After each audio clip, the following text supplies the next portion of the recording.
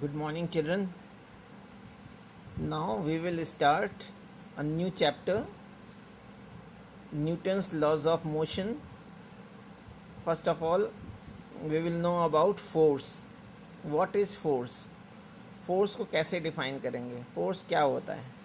देखिए, अगर मैं किसी बॉडी को खींचता हूँ या उसको धक्का देता हूँ, अगर कोई बॉडी को हम खींचें या उसको धक्का करें, यानी पुश करें या पुल करें, और उस पुश या पुल का इफ़ेक्ट क्या हो कि अगर बॉडी रुकी हुई है तो मोशन में आ जाए, और अगर मोशन में है तो फोर्स अप्लाई करके अगर वो रुक जा रही है, या कोई मूविंग बॉडी है और उसकी हम डायरेक्शन को चेंज कर दें, या किसी बॉडी के शेप को चेंज कर दें। ठीक है, तो जो एक्सटर्नल फैक्टर जो पुश या पुल मैंने अप्लाई किया है उसी को फोर्स कह देते हैं। तो what is force? It is a push और a pull which can either bring the stationary body in motion, यानी रुकी हुई बॉडी को मोशन में ला दे, और अगर कोई बॉडी मोशन में है तो उसको फोर्स अप्लाई करके रोक दे, brings the motion moving body to rest. और किसी मूविंग बॉडी की डायरेक्शन को भी चेंज कर सकता है, changes the direction of the moving body and changes the shape of a body। ठीक है, तो ये भी कह सकते हैं it is a push or a pull which can either bring the moving body stationary, which brings the body in motion, which changes the direction of a body and changes the shape of a body। अब बात आती है कि force की SI unit क्या होती है। Children, हम लोग यहाँ पे दो टाइप की यूनिट पढ़ेंगे। पहली यूनिट वो यूनिट है जो हम लोग न्यूमेरिकल्स करते वक्त यूज़ करेंगे, उस यूनिट को बोलते हैं एब्सोल्यूट यूनिट। Absolute unit. तो फोर्स का एक फॉर्मूला मैं लिख रहा हूँ, इस फॉर्मूले के बारे में भी आगे पढ़ूँगा। क्या होता है फोर्स का जो फॉर्मूला है, फोर्स को एफ सिंबल से लिखते हैं, और F is equal to M into a formula है। मास की एसआई यूनिट होती है किलोग्राम, और एक्सेलरेशन की होती है मीटर पर सेकेंड स्क्वायर। तो फोर्स की यूनिट किलोग्राम मीटर पर सेकेंड स्क्वायर हो गई, जिसको न्यूटन भी कहते हैं। और इसकी सीजीएस यूनिट होती है ग्राम सेंटीमीटर पर सेकेंड स्क्वायर और डाइन। तो एसआई यूनिट हो गई न्यूटन और सीजीएस यूनिट हो गई डाइन। अब न्यूटन और डाइन में क्या रिलेशन है? Relation between Newton and dyne. चलिए देखिए, अभी हम लोगों ने लिखा था कि 1 न्यूटन इज किलोग्राम मीटर पर सेकेंड स्क्वायर को न्यूटन लिखा था। तो मैं इसके उल्टी बात भी कर सकता हूँ कि 1 न्यूटन जो है वो 1 किलोग्राम इंटू 1 मीटर पर सेकेंड स्क्वायर है। 1 किलोग्राम को ग्राम में चेंज कर लिया। 1 kilogram means 10 to the power 3 gram, यानी 1000 ग्राम, और 1 मीटर में हो गया है 100 सेंटीमीटर। ठीक है, पर सेकेंड स्क्वायर।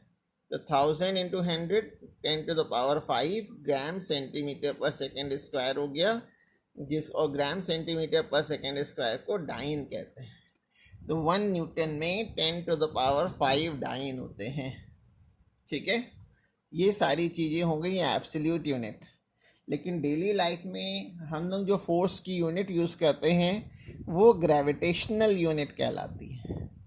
जैसे हम कोई सामान खरीदने जाएं तो कभी हम ये नहीं कहते कि भैया हमको 2 किलो आलू दे दीजिए, 2 न्यूटन आलू दे दीजिए। अगर 2 किलो आलू चाहिए तो कहते हैं 2 किलो आलू दे दीजिए। तो हम लोग किलोग्राम फोर्स या किलोग्राम वेट का यूज़ करते हैं ग्रेविटेशनल यूनिट में। तो एमकेएस सिस्टम में ग्रेविटेशनल यूनिट हो गई किलोग्राम वेट या किलोग्राम फोर्स, और सीजीएस सिस्टम में हो जाएगी ग्राम वेट या ग्राम फोर्स। ठीक है, 1 किलोग्राम वेट में 9.8 न्यूटन होते हैं, और 1 ग्राम वेट में 980 डाइन होता है, 989। और फोर्स का अगर डायमेंशनल फॉर्मूला मैं कहूँ तो मास का होता है m, मीटर लेंथ का होता है, और सेकेंड टाइम का, तो mlt-2 हो गया। अब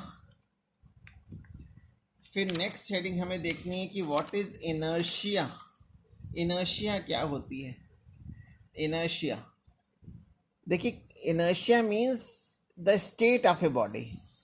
स्टेट ऑफ ए बॉडी से मीन्स कि वो बॉडी रेस्ट में है, मोशन में है, या क्या कर रही है। तो इनर्शिया किसी भी बॉडी की वो प्रॉपर्टी है जिसकी वजह से हमें ये पता चलता है कि बॉडी रेस्ट में है या मोशन में है. It is the property by virtue of which any body is in state of rest और मोशन. और इनर्शिया बच्चों मास के डायरेक्टली प्रोपोर्शनल होता है.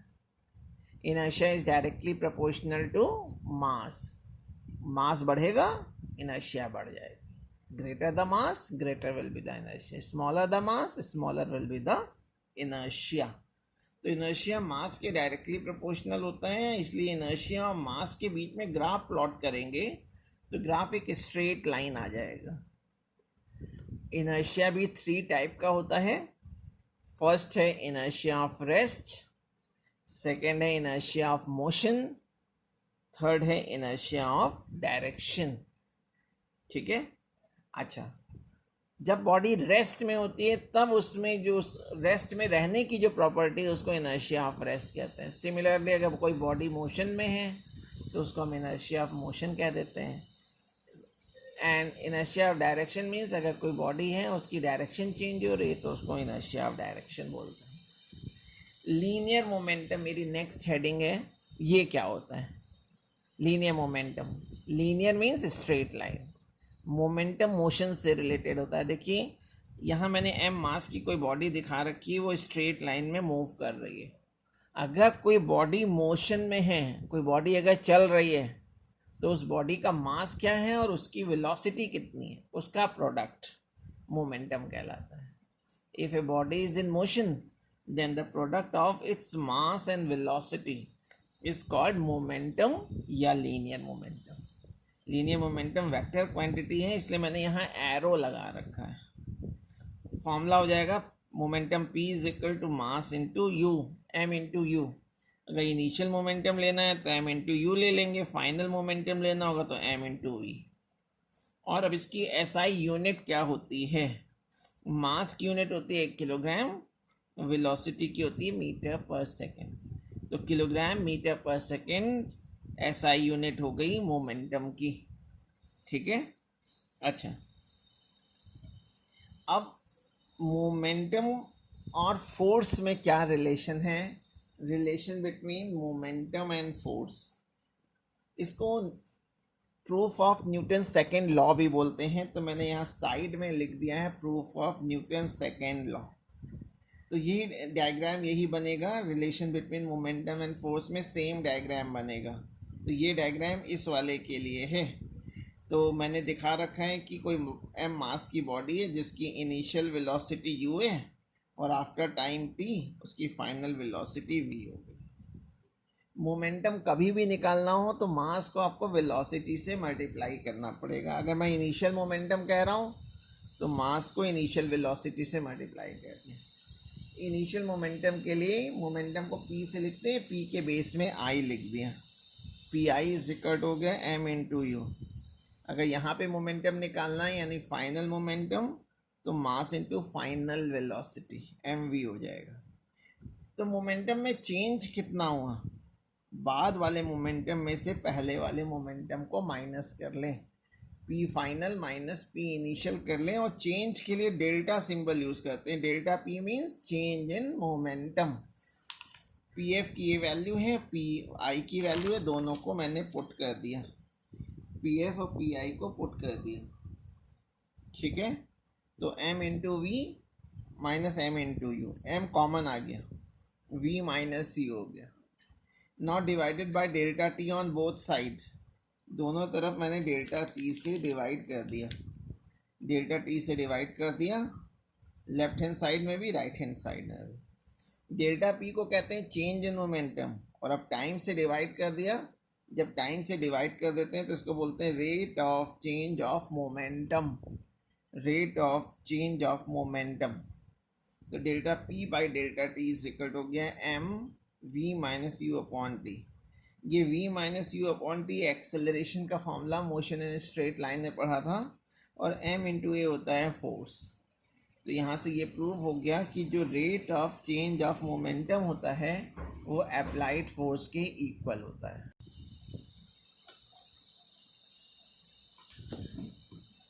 फिर नेक्स्ट हेडिंग है Newton's laws of motion. Newton's laws of motion, laws of motion. 3 law Newton ने दिए था, जिसमें इसका जो फर्स्ट लॉ है, फर्स्ट लॉ को बोलते हैं law of inertia. Law of inertia, law of inertia में बताया है न्यूटन ने कि अगर कोई बॉडी रेस्ट में है तो वो रेस्ट में ही रहेगी, और यूनिफॉर्म मोशन कर रही है तो वो यूनिफॉर्म मोशन ही करती रहेगी। कब तक? जब तक कि उस पर कोई एक्सटर्नल फोर्स ना लगाया जाए। Any body remains in a state of rest or of uniform motion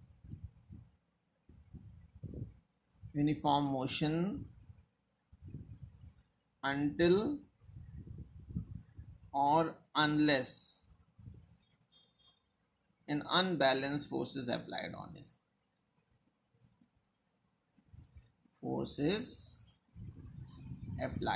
it. ये जो फर्स्ट लॉ है इसको लॉ ऑफ इनर्शिया भी बोलते हैं। तो जो सेकंड लॉ है चिल्ड्रन, सेकंड लॉ का भी हम लोग ने प्रूफ किया है, जिसमें हम लोग ने बताया था कि rate of change of momentum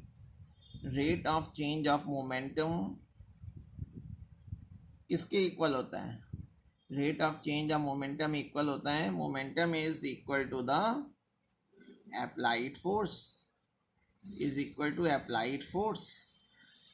and this force is a product of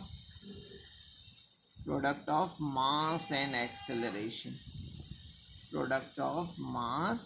and acceleration, ठीक है। Rate of change of momentum equal होता है अप्लाइड फोर्स के, delta P change in momentum हो गया, डेल्टा टी टाइम हो गया, इसको बोलते हैं rate of change of momentum. ये फोर्स के इक्वल होगा, और इसका फॉर्मूला मास इनटू एक्सेलरेशन के इक्वल होता है। फिर चिल्ड्रन थर्ड लॉ है जिसको law of action and reaction बोलते हैं। अगर दो बॉडीज़ हैं और दोनों एक दूसरे पे फोर्स लगा रही हैं, तो पहली बॉडी दूसरी बॉडी पे जो जितना फोर्स लगाएगी, दूसरी बॉडी भी उतना ही फोर्स पहली बॉडी पर लगाएगी। यानी for every action there is an equal and opposite reaction. For every action there is an equal and opposite reaction.